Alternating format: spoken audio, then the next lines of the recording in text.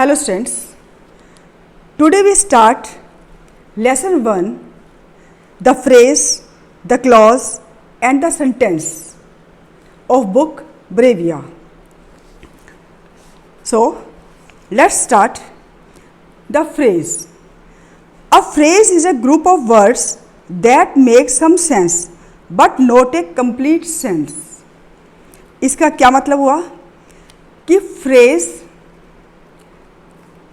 शब्दों का ग्रुप है लेकिन उससे हमें कंप्लीट सेंस नहीं मिलती जैसे हमें सेंटेंस से मिलती है. इट मीन सेंटेंस के अंदर कुछ पार्ट जो है, थोड़ा सा टुकड़ा जो है हम बोल देते हैं तो उसको बोलते हैं फ्रेज. फॉर एग्जाम्पल देखिए. In a car, for some days, last years results, from Delhi to Ahmedabad at 6 o'clock. अब इनमें आपको समझ नहीं आया कि ये क्या मतलब हुआ. जब हम इनके साथ थोड़े से वर्ड्स और यूज़ करके उसको कंप्लीट सेंटेंस बना देंगे तो आपको ये इसकी सेंस समझ में आ जाएगी. जब सेंस समझ में ना आए इट मीन्स ये क्या है, फ्रेज. अब देखो, a phrase can be changed into a sentence by adding another set of meaningful words, but it should have a verb also. अब ये फ्रेज है, सेंटेंस का एक भाग है, एक टुकड़ा है, उसको हम सेंटेंस में कैसे चेंज करेंगे. कुछ वर्ड्स जो है वो मीनिंगफुल वर्ड्स जो है उसके अंदर ऐड कर देंगे, लेकिन एक बात ध्यान देने योग्य है कि उसके अंदर वर्ब जरूर होनी चाहिए. अब जैसे हमने एग्जाम्पल पढ़े इन अ कार, तो कंप्लीट सेंटेंस देखिए. The grandmother is waiting in a car. अब आपको समझ में आ गया. It has been raining here for some days. Last year's result were not so good. Their family has shifted from Delhi to Ahmedabad. I get up at 6 o'clock in the morning. अब sentence के अंदर थोड़े से वर्ड हम निकाल लें, उसको क्या बोलेंगे हम, फ्रेज. और कंप्लीट सेंटेंस हो उसको तो सेंटेंस बोलते ही हैं. और क्लोज क्या है, the clause. A clause is a group of words that has its subject and predicate, but a clause is a part of large sentence and depends on the other part of sentence to make a complete sense. For example, do not disturb me while I am reading a book.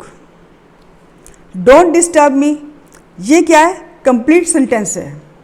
while I am reading, जब मैं पढ़ रहा होता हूँ तो disturb मत क्या करो. अब डोंट डिस्टर्ब, इसके अंदर क्या है, प्रिंसिपल क्लोज है. while I am reading a book, ये क्या हुआ, डिपेंडेंट क्लोज. अब क्लोज समझने के लिए क्या है, हिंदी में हम जैसे करते हैं उपवाक्य. कोई भी बड़ा सा एक सेंटेंस हो, उसके अंदर 2 सेंटेंस या 3 सेंटेंस होते हैं, लेकिन उनमें एक सेंटेंस जो है वो कंप्लीट होता है, उसको बोलते हैं मेन, और दूसरा होता है इनकम्प्लीट, वो होता है सबऑर्डिनेट. तो जो सेंटेंस कंप्लीट हो उन 2 सेंटेंसेस के अंदर वो क्या कहलाएगा, प्रिंसिपल क्लोज या मेन क्लोज. लेकिन अब 2 सेंटेंस हैं. दिस सेंटेंस है 2 ब्रॉड पार्ट्स, 2 पार्ट है इसके. First is don't disturb me या डू नॉट डिस्टर्ब मी. दूसरा क्या है, while I am reading a book. यानी कि इसके अंदर डू नॉट डिस्टर्ब एक sentence, while I am reading a book 2 sentence. ये 2 सेंटेंस क्या हो गए, उपवाक्य. यानी कि ये दोनों जो सेंटेंस है उसको हम, वैसे पूरा सेंटेंस है लेकिन इसके अंदर 2 जो सेंटेंस है उसको बोलेंगे 2 क्लोज, 2 उपवाक्य. Both of this parts contain a subject and predicate, therefore each part is a clause. 2 sentence है, 2 सेंटेंस का अगर एक सेंटेंस बनाए तो दोनों सेंटेंस क्या कहलाएंगे, क्लोज. लेकिन वो बात की बात है कि उनमें से मेन कौन सा है और दूसरा जो उसके ऊपर डिपेंड कौन है. अब सब्जेक्ट एंड प्रेडिकेट क्या हुआ, किसी सेंटेंस के अंदर हम जिसके बारे में बात करते हैं वो क्या होता है? सब्जेक्ट। और क्या बात करते हैं? वो होता है प्रेडिकेट। जैसे I am reading a book, मान लिया ये हो, अगर हम आपको कहें कि इसके अंदर से सब्जेक्ट और प्रेडिकेट कौन सा है, तो किसके बारे में बात कर रहे हैं? आई। क्या बात कर रहे हैं? I am reading a book. तो ये सब्जेक्ट एंड प्रेडिकेट हुआ। The clause do not disturb me make a complete sentence. अब सेंटेंस मैंने बताया था 2 सेंटेंस, उसके अंदर एक जो क्लॉज था वो था डू नॉट डिस्टर्ब मी। ये अपने आप में कंप्लीट है क्योंकि समझ आ रहा है कि डू नॉट डिस्टर्ब मी। जो समझ आ गया इट मीन्स वो कंप्लीट सेंटेंस है, कंप्लीट सेंस दे रहा है। It can stand by itself, अपने आप में स्वतंत्र है, किसी के सहारे, कोई सेंटेंस के सहारे की जरूरत नहीं है उसको। तो therefore it is called principal clause और मेन क्लॉज। या तो मेन क्लॉज बोलते हैं या फिर प्रिंसिपल क्लॉज बोलते हैं। But the clause while I am reading a book does not make a complete sentence, does not make a complete sense। ये सेंस कंप्लीट नहीं बन रहा इसका, तो it is called subordinate clause और डिपेंडेंट क्लोज। यानी कि ये जो क्लोज है दूसरे सेंटेंस के पर डिपेंड है, यानी कि वो दूसरा सेंटेंस बताएंगे तभी हम समझ पाएंगे। अब जैसे हिंदी में हम कह दें कि जैसे ही मैं घर से बाहर निकला, अब वो कहेंगे क्या हुआ? ये क्या हुआ? इनकम्प्लीट सेंटेंस है। ये है सबॉर्डिनेट, यानी कि इसको कोई और सेंटेंस की ज़रूरत है तब हमें समझ में आएगा। अब हम कह दें कि जैसे ही मैं घर से बाहर निकला वर्षा होने लगी। अब वर्षा होने लगी ये अपने आप में कंप्लीट सेंटेंस है, तो वो क्या हुआ? Principal clause. और जैसे ही मैं बाहर निकला ये क्या हुआ? डिपेंडेंट क्लॉज या सबॉर्डिनेट क्लॉज। ऐसे ही इंग्लिश में ये होते हैं। तीसरा पार्ट इससे है the sentence. Sentence, a sentence is a group of words that makes complete sense. Sentence क्या है? वो भी शब्दों का ग्रुप है जिससे हमें कंप्लीट सेंस मिलती है या कंप्लीट सेंस बनती है, जिसको हमें समझ में आता है। जैसे the mother is cooking food. अब हमें सेंटेंस समझ में आ गया कि माता खाना पका रही है, हमें समझ आ गया। इट मीन्स ये क्या हुआ? सेंटेंस। अगर हम सिर्फ कह दें कुकिंग फूड, कुछ ऐसे बोल दें तो वो समझ में नहीं आएगा, तो वो क्या होगा? फ्रेज होगा, उसका एक पार्ट है। इसी सेंटेंस के एग्जाम्पल देखिए। I have paid the bill. The principal will deliver a speech. All sentences have a subject and predicate. अब सेंटेंस के अंदर क्या होगा? सब्जेक्ट भी होगा, प्रेडिकेट भी होगा। जैसे देखो first, the mother is cooking food. किसके बारे में हम बात कर रहे हैं? The mother. मदर के बारे में बात की है, तो द मदर क्या हुआ? सब्जेक्ट। इज कुकिंग फूड क्या हुआ? प्रेडिकेट। जिसके बारे में हम बात करते हैं वो क्या होता है? सब्जेक्ट। और क्या बात करते हैं वो होता है predicate.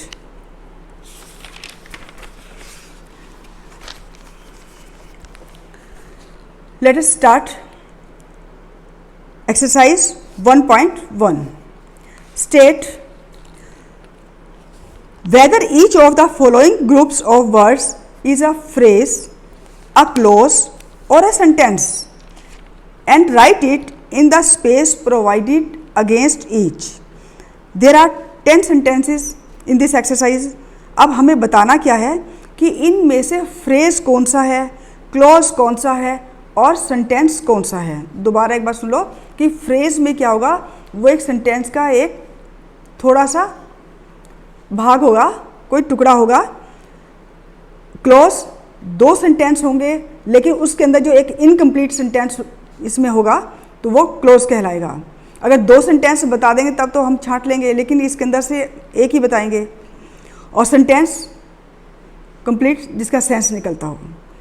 First, Arushi is an intelligent girl. Complete sense मिल रही है, हमें सेंटेंस समझ में आ रहा है। ये इसका मतलब क्या हुआ? It means it is sentence. From morning to evening, सुबह से शाम तक। कुछ समझ नहीं आया क्या सुबह से शाम तक, तो ये क्या हुआ, phrase. When he entered the room, जब उसने रूम में एंटर किया, इसका मतलब ये इनकम्प्लीट सेंटेंस है, कुछ सेंटेंस एक और होना चाहिए। ये क्या हुआ, close. With the blessings of her parents, phrase.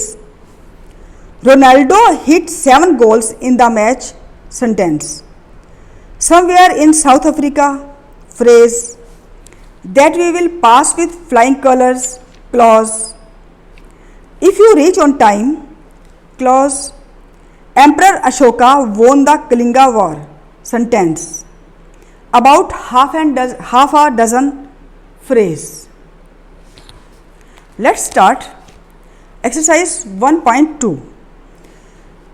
Join the group of words in column A with group of words in column B to make a complete sentence and write each in the space provided.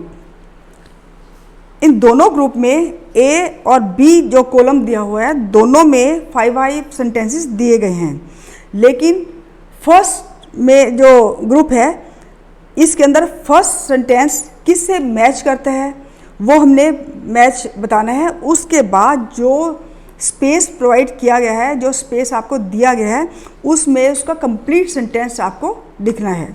You have to write complete sentence. First, the team will lift the trophy.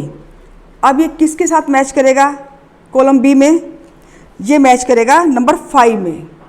Number 5 में कैसे, the team will lift the trophy if the captain recovers from his injury. Second, the teacher wants to know who broke the window pane. Third, Nishita watches her favorite TV program after she has finished her homework. Fourth, do not go outside as it is raining heavily there. Fifth, the doctor wore a special dress with gloves before he entered the operation theatre. ये मैंने आपको complete sentence बताए हैं। अब आपको complete sentence जो space दिया गया है वहाँ पर आपको लिखने हैं।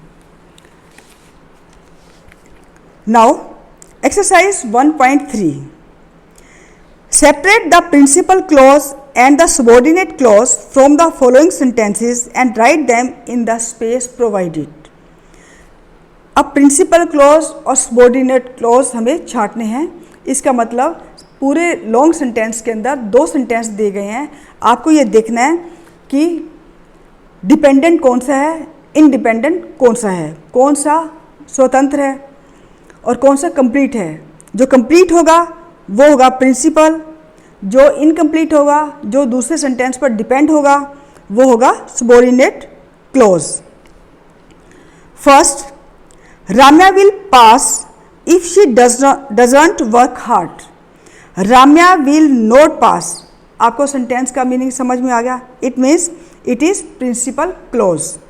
If she doesn't hard work, it is subordinate clause. Second, his grandmother cannot walk, it is complete sentence, so it is principal clause. As she is paralyzed, it is subordinate clause.